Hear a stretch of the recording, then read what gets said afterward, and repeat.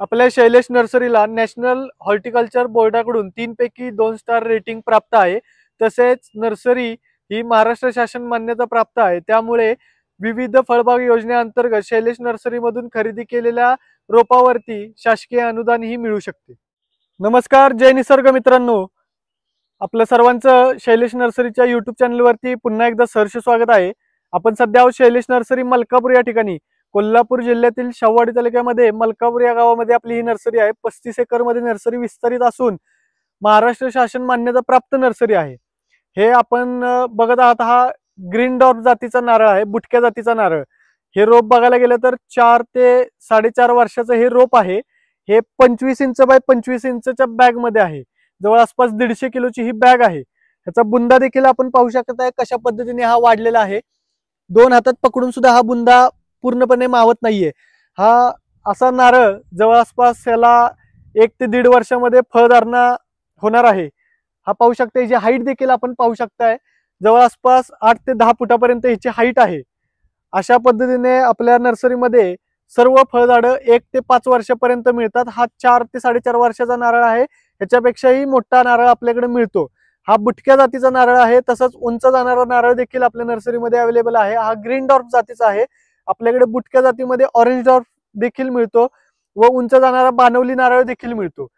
ह्याची फळधारणा म्हणाल तर तुम्ही 250 ते 300 वर्षाकाठी याला फळं लागतात। हे पाहू शकता आपण, अशा पद्धतीने हा फुल ग्रोन नारळाचं झाड आपल्या नर्सरीमध्ये अवेलेबल आहे।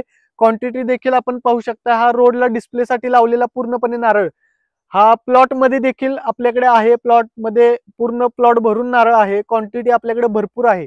हा आपण डिस्प्लेसाठी पूर्ण रोडला लावलेला नारळ आहे। ह्याचा बुंदा वगैरे फुल ग्रोन आहे नारळ। ह्याला 1 ते 1.5 वर्षामध्ये पुढील नारळ लागणार आहेत।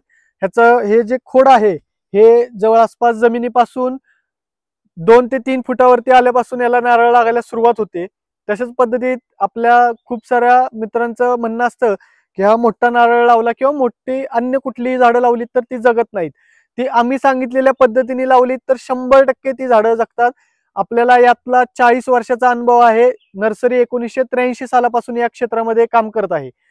ही बॅग फाडून घ्यायची असते पूर्ण ब्लेड मारून, नंतर हा गट्टा उचलून आपण काढलेल्या खड्ड्यामध्ये ठेवायचा। ती बॅग अलगदपणे काढून घ्यायची व कुजलेलं शेणखत व निंबोळी पेंड हे घालून हा नारळ लावायचा। नारळ किंवा अन्य कोणतीही झाडं, त्याचबरोबर नारळ किंवा अन्य झाडं लावलेल्या दुसऱ्या व 7व्या दिवशी 12-61-0 व ह्युमिक ऍसिड याचं आपल्याला ड्रेंचिंग द्यायचं आहे, जेणेकरून त्याच्या मुळांची चांगली वाढ होईल।